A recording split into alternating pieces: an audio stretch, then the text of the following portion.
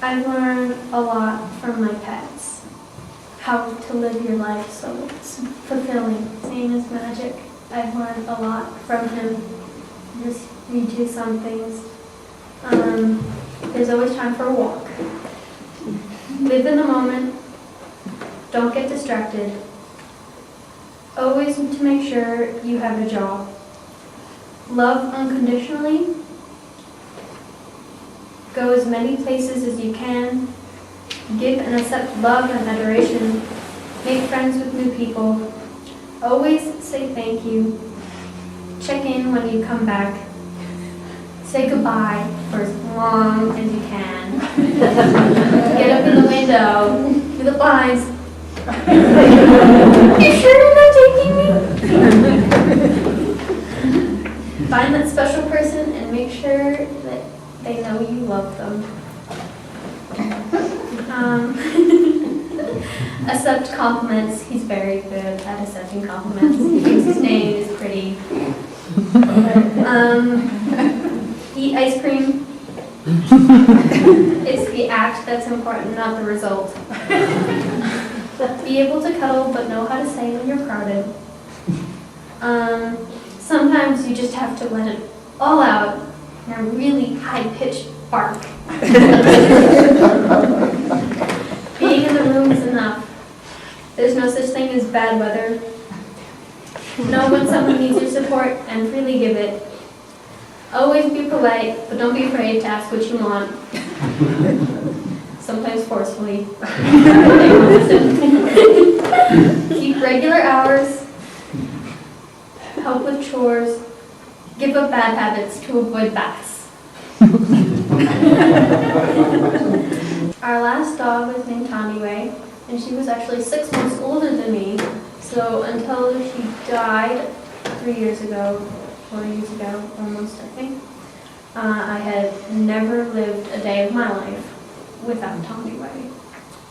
So she was kind of like my second mother and my sister and my best friend. And so she taught me some things too. Always be friendly to visitors. She'd always come up to the door and go, "Oh, whoa, whoa, whoa, whoa." Never give up hope. Keep in contact with loved ones. Even a little bit is enough. Don't let others' expectations define or influence you. Because all these dogs are constantly coming up and trying to like sniff her butt and like treating her like a dog. And she wasn't a dog. She was a human being. So she wouldn't let them do that. Take care of children. Don't worry about getting hurt. So many times that tugged her fur, pulled her tail. She never bit me or anything. Go with the flow. Not all prey is food. Sometimes they're the boss's friend. And I had a rabbit, and she was always bossing Tandiway around, even though she was like that big. And Tommy was like that big. Don't let other things get in the way of loving. Most importantly, it's okay to not always be on top, but always be in front.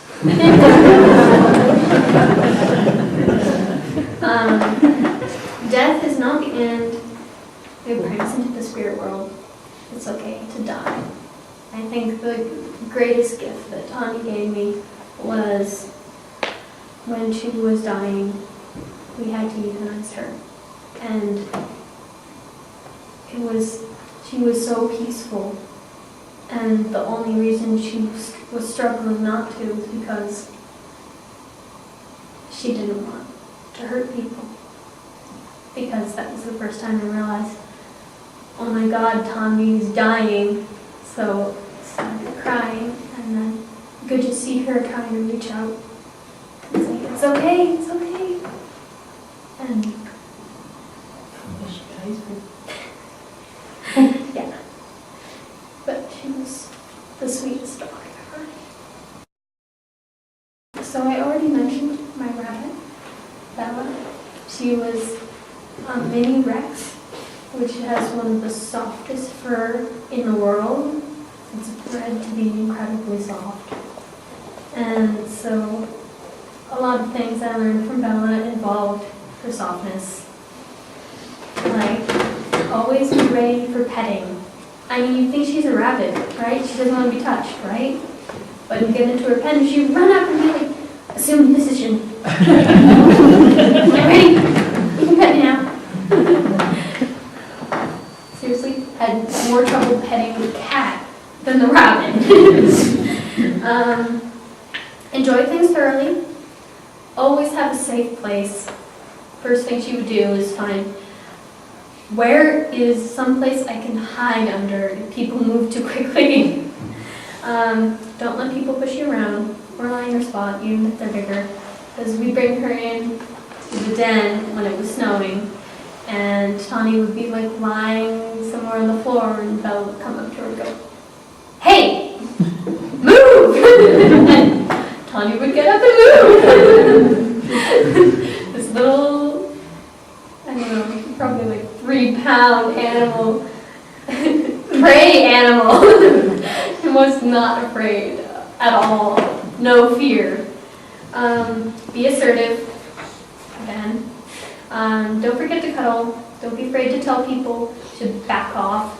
So when she was feeling crowded, she'd thump her back legs onto the floor. It's actually pretty threatening.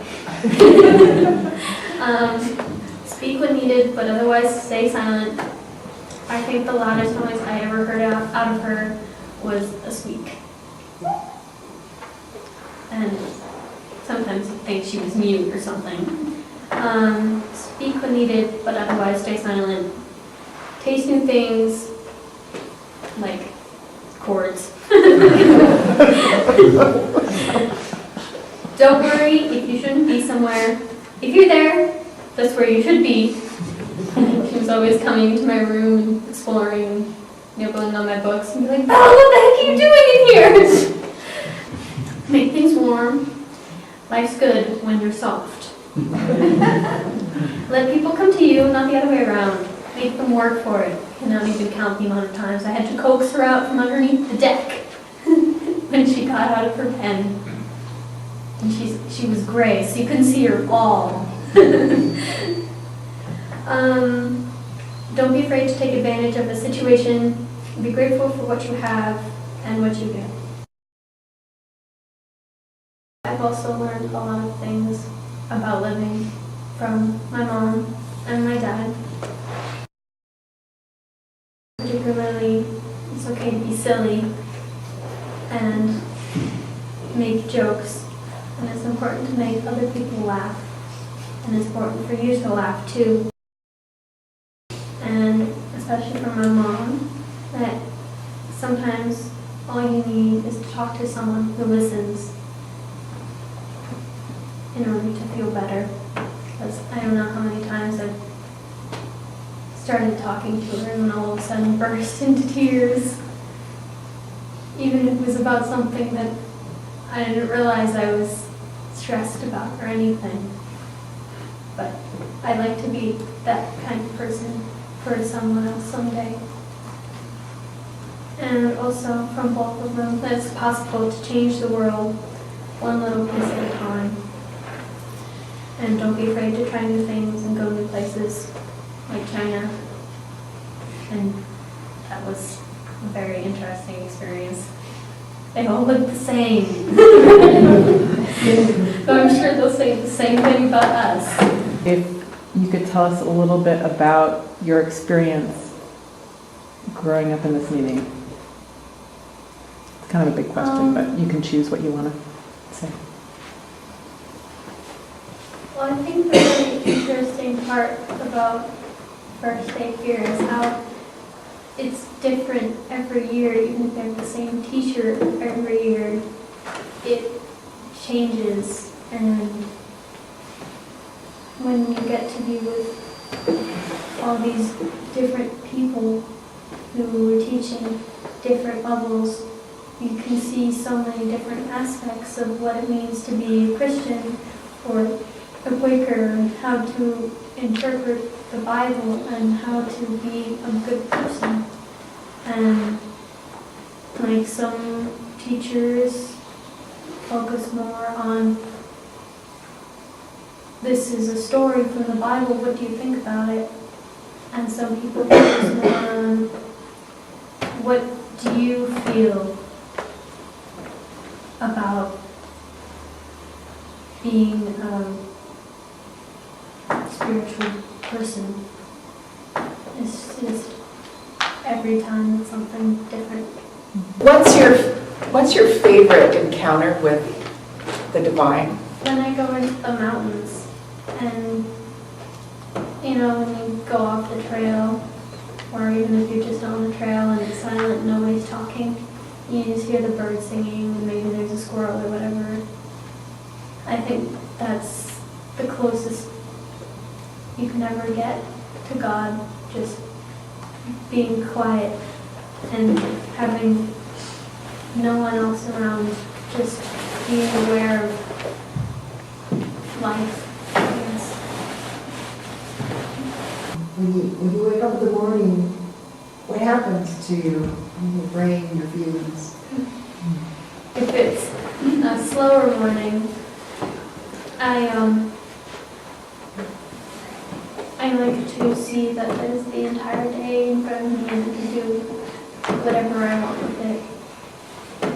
I do rather like the getting up at sunrise thing, because when I'm walking to the bus stop, you can see the sun coming up in the east, and it's different every single day, and it's always so wonderful. And especially when there's this line of cottonwood trees on the street by my bus stop, and sometimes the sun filters through them when they have leaves on them, and that's how I think God is. That's the most wonderful feeling, just seeing golden sunrise through cottonwood leaves.